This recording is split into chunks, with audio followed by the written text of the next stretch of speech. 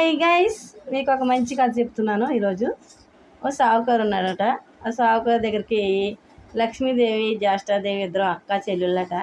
వాళ్ళిద్దరిలో ఎవరు అందంగా ఉంటారో తెలుసుకుందామని ఆ సావుకారు దగ్గరికి వెళ్ళారట. వెళ్ళి మీ ఇద్దరిలో ఎవరు అందంగా ఉంటామో చెప్పమన్నారట.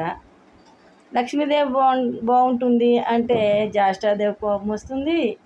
జ్యేష్ఠాదేవి బాగుంటుంది అంటే లక్ష్మీదేవి కోపం వస్తుంది అని కొంచెం తెలివిగా ఆలోచించాడటండి ఆ సావుకారు.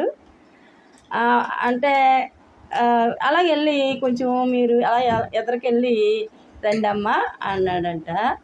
అలాగే ఆయన ఉండేటటువంటి వీధి చివరికంట వెళ్ళి వచ్చారంట.